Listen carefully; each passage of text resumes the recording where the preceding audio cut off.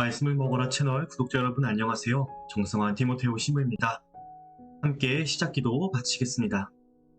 성부와 성자와 성령의 이름으로 아멘. 말씀은 내 바로 곁에 있고 내 입에 있고 내 마음에 있다. 주님 성령의 빛으로 저희 눈을 여시어 주님의 길을 보게 하시고 저희 귀를 여시어 생명의 말씀을 듣게 하소서. 아멘. 성부와 성자와 성령의 이름으로 아멘. 그러면 이제 말씀을 함께 읽도록 하겠습니다.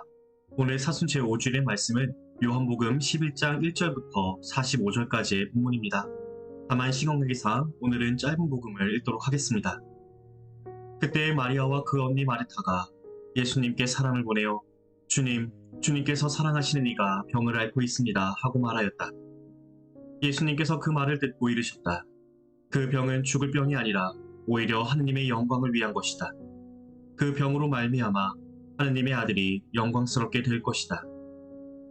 예수님께서는 마르타와 그 여동생과 라자로를 사랑하셨다. 그러나 라자로가 병을 앓고 있다는 말을 들으시고도 계시던 곳에 이틀을 더 머무르셨다. 예수님께서는 그런 뒤에야 제자들에게 다시 유다로 가자 하고 말씀하셨다. 예수님께서 가서 보시니 라자로가 무덤에 묻힌 지 벌써 나흘이나 지나 있었다. 마르타는 예수님께서 오신다는 말을 듣고 그분을 맞으러 나가고 마리아는 그냥 집에 앉아 있었다. 마르타가 예수님께 말하였다. 주님께서 여기에 계셨더라면 제 오빠가 죽지 않았을 것입니다. 그러나 하느님께서는 주님께서 청하시는 것은 무엇이나 들어주신다는 것을 저는 지금도 알고 있습니다. 예수님께서 마르타에게 내 오빠는 다시 살아날 것이다 하시니 마르타가 마지막 날 부활 때에 오빠도 다시 살아나리라는 것을 알고 있습니다 하였다. 그러자 예수님께서 그에게 이르셨다. 나는 부활이요 생명이다. 나를 믿는 사람은 죽더라도 살고 또 살아서 나를 믿는 모든 사람은 영원히 죽지 않을 것이다. 너는 이것을 믿느냐? 마르타가 대답하였다. 예, 주님. 저는 주님께서 이 세상에 오시기로 되어 있는 메시아이시며 하느님의 아드님이심을 믿습니다. 예수님께서는 마음이 북받치고 산란해지셨다. 예수님께서 그를 어디에 묻었느냐 하고 물으시니 그들이 주님 와서 보십시오 하고 대답하였다. 예수님께서는 눈물을 흘리셨다. 그러자 유다인들이 보시오 저분이 라자로를 얼마나 사랑하셨는지 하고 말하였다. 그러나 그들 가운데 몇몇은 눈먼 사람의 눈을 뜨게 해주신 저분이 이 사람을 죽지 않게 해주실 수는 없었는가 하였다. 예수님께서는 다시 속이 북받치셔 무덤으로 가셨다. 무덤은 동굴인데 그 입구에 돌이 놓여 있었다. 예수님께서 돌을 치워라 하시니 죽은 사람의 누이 마르타가 주님 죽은 지 나흘이나 되어 벌써 냄새가 납니다 하였다. 예수님께서 마르타에게 말씀하셨다. 내가 믿으면 하느님의 영광을 보리라고 내가 말하지 않았느냐. 그러자 사람들이 돌을 치웠다. 예수님께서는 하늘을 우러러보시며 말씀하셨다.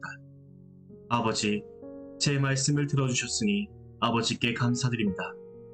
아버지께서 언제나 제 말씀을 들어주신다는 것을 저는 알고 있습니다. 그러나 이렇게 말씀드린 것은 여기 둘러선 군중이 아버지께서 저를 보내셨다는 것을 믿게 하려는 것입니다. 예수님께서는 이렇게 말씀하시고 나서 큰 소리로 외치셨다. 라자로야, 이리 나와라. 그러자 죽었던 이가 손과 발은 천으로 감기고 얼굴은 수건으로 감싸인 채 나왔다. 예수님께서 사람들에게 그를 풀어주어 걸어가게 하여라 하고 말씀하셨다. 마리아에게 갔다가 예수님께서 하신 일을 본 유다인들 가운데에서 많은 사람이 예수님을 믿게 되었다. 오늘 본문은 라자로를 다시 살리신 예수님의 기적 이야기입니다. 먼저 이 말씀의 위치를 크게 두 가지 관점에서 볼 수 있겠는데요. 하나는 성경에서의 위치이고 다른 하나는 전례에서의 위치입니다. 오늘 본문은 요한복음 속 7가지의 표징 가운데 마지막 이야기입니다. 마지막에 위치한 만큼 예수님의 신앙과 하느님의 구원 계획을 드러내는 표징의 목적을 가장 분명하게 드러내주고 있습니다. 곧 생명이란 주제를 가장 직접적으로 보여주고 있는 것이죠. 동시에 예수님의 파스카 사건을 예표하며 그 시작을 알리는 예고편과 같은 역할을 합니다. 또한 오늘 본문은 지난 사순 제3주일부터 시작된 사순식의 의미와 핵심을 지각해주는 정점에 위치해 있습니다.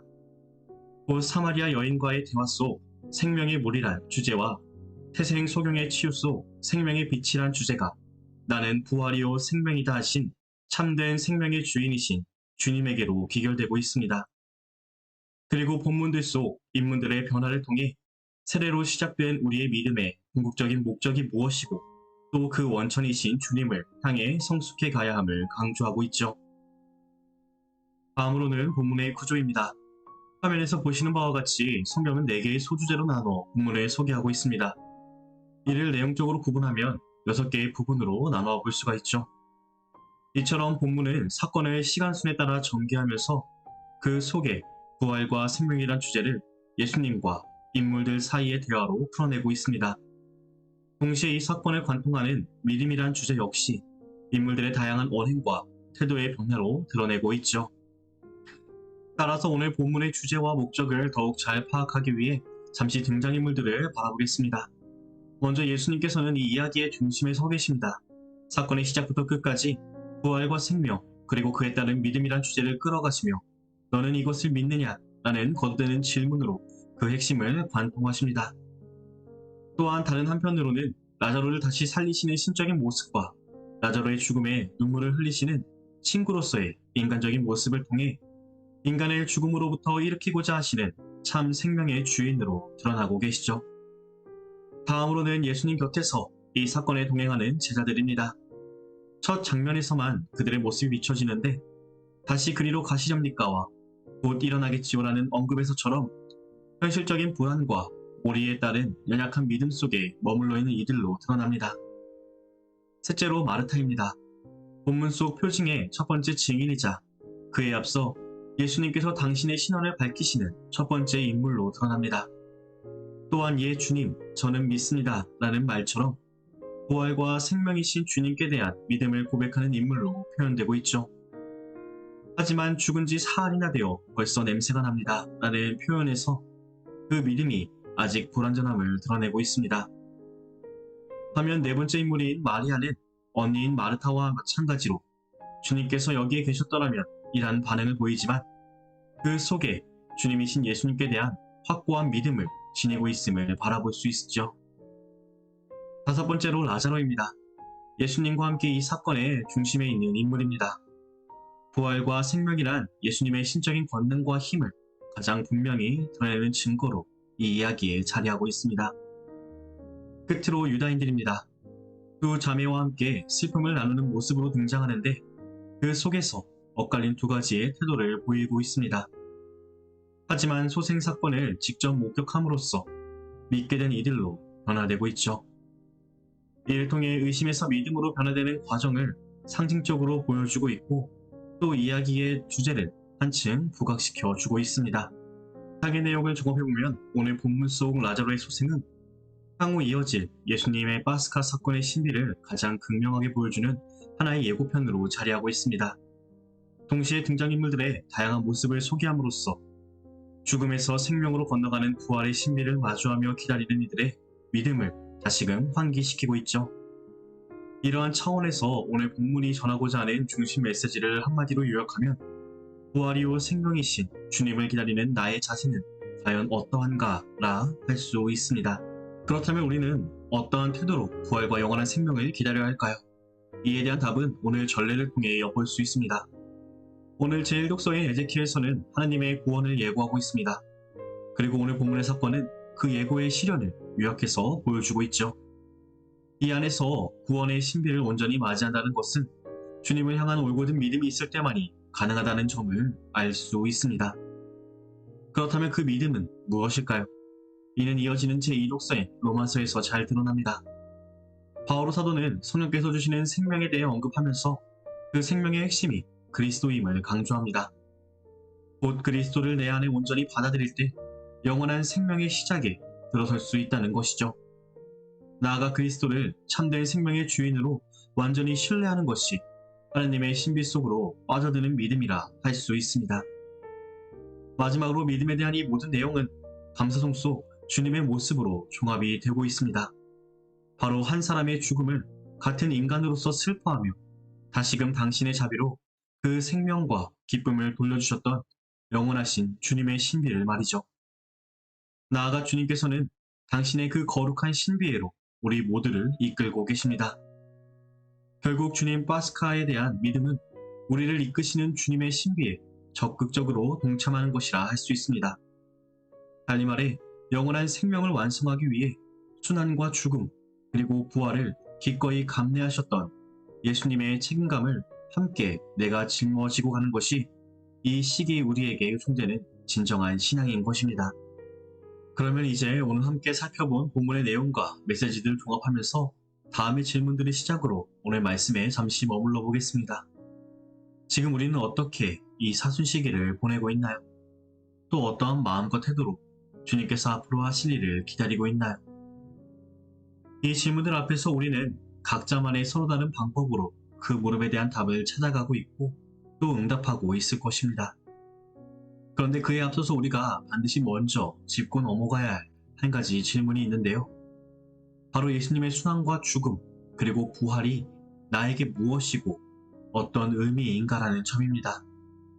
달리 말해 파스카 사건이 나와 어떤 상관이 있는가라는 것이죠. 종종 우리는 이 질문을 놓치거나 염두에 두지 않은 채 이 기다림의 시기를 살아가곤 합니다. 또 그 사건이 내 삶에 큰 영향을 미치지 않는다고 여기며 나의 삶 그리고 나의 신앙과는 별개의 것이라 치부한 채 살아가곤 하죠. 그리고 이는 결과적으로 주님의 충만한 사랑과 은총의 선물인 파스카 신비를 온전히 체험하는 것을 방해하는 커다란 걸림돌로 작용합니다. 곧 우리의 죄를 대신 속죄하기 위해 죽으시고 우리를 당신과 함께 머무르도록 하기 위해 부활하신 주님의 그 계획과 책임에서 회피하려는 무심함과 무책임이 우리가 걸려 넘어지는 걸림돌인 것입니다. 바로 이 걸림돌을 치우는 것, 곧 무지와 편견에서 벗어나 주님의 어깨를 짓누르는 그 사랑의 책임을 나의 책임으로 받아들이고 함께 짊어지는 것이 사순식이란 이 회개와 보속의 때에 요구되는 진정한 믿음입니다. 또한 우리가 살아가야 할 진정한 기다림과 준비의 자세이죠. 이러한 차원에서 라자로의 소생 사건은 우리에게 드러난 가장 분명한 믿음의 표지이자 무심함과 무책임의 돌을 치워내고 당신 사랑에 기꺼이 동참하는 믿음을 요구하시는 주님의 또 다른 부르심이라 할 수 있습니다. 그렇게 이제 남은 것은 너희는 이것을 믿느냐? 라는 부르심에 대한 우리의 진실한 응답과 돌을 치우라는 요청에 대한 우리의 확고한 결단뿐입니다. 그렇다면 여러분은 어떻게 그 부르심에 응답하시겠습니까? 어느덧 성주간을 코앞에 두고 있습니다. 사순시기의 마지막 주간, 죄와 죽음을 넘어 부활과 생명을 향해 묵묵히 십자가의 길로 나아가시는 주님을 바라보며 우리도 스승님과 함께 죽으러 갑시다 라는 믿음에 찬 확고한 응답으로 그분 곁에서 그분과 함께 당당히 걸어가는 우리가 되면 좋겠습니다. 이 시간 마무리하며 함께 마침 기도 바치겠습니다. 성부와 성자와 성령의 이름으로 아멘. 당신 말씀은 제 발의 등불, 저의 길의 빛입니다. 주님, 저희가 성경을 생명의 말씀으로 믿고 기도하며 선포하게 하시어 언제나 성령 안에서 평화와 기쁨을 누리게 하소서. 아멘. 성부와 성자와 성령의 이름으로 아멘.